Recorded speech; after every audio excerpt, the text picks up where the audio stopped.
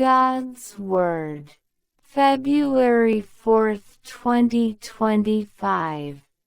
Mark chapter 5 verses 21 to 43. 21 And when Jesus had passed again in the ship over the strait, a great multitude assembled together unto him, and he was nigh unto the sea. 22 And there cometh one of the rulers of the synagogue named Jairus, and seeing him, falleth down at his feet. 23 And he besought him much, saying, My daughter is at the point of death. Come, lay thy hand upon her, that she may be safe, and may live. 24 And he went with him, and a great multitude followed him, and they thronged him.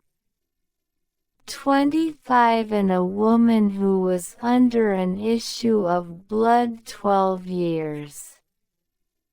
26 And had suffered many things from many physicians, and had spent all that she had, and was nothing the better, but rather worse. 27 When she had heard of Jesus, came in the crowd behind him, and touched his garment. 28 For she said, If I shall touch but his garment, I shall be whole.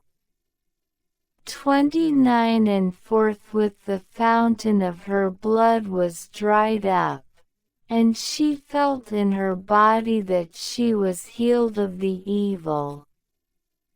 30 And immediately Jesus, knowing in himself the virtue that had proceeded from him, turning to the multitude, said, Who hath touched my garments?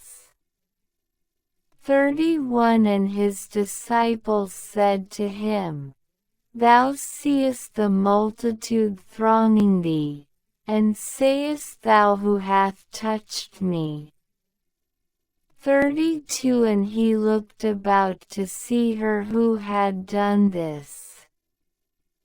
33 But the woman, fearing and trembling, knowing what was done in her, came and fell down before him, and told him all the truth. 34 And he said to her, Daughter, thy faith hath made thee whole. Go in peace, and be thou whole of thy disease. 35 While he was yet speaking, some come from the ruler of the synagogue's house, saying, Thy daughter is dead. Why dost thou trouble the Master any further?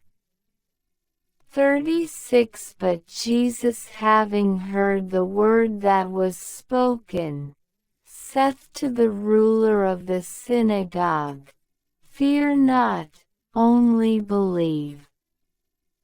37 And he admitted not any man to follow him, but Peter, and James, and John the brother of James. 38 And they come to the house of the ruler of the synagogue, and he seeth a tumult, and people weeping and wailing much. 39 And going in, he saith to them, Why make you this ado, and weep? The damsel is not dead, but sleepeth. 40 And they laughed him to scorn. But he, having put them all out, taketh the father and the mother of the damsel, and them that were with him, and entereth in where the damsel was lying.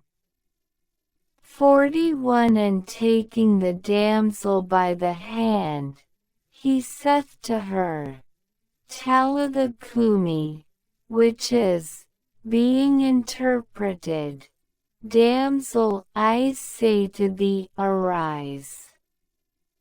42 And immediately the damsel rose up, and walked, and she was 12 years old, and they were astonished with a great astonishment. 43 And he charged them strictly that no man should know it, and commanded that something should be given her to eat.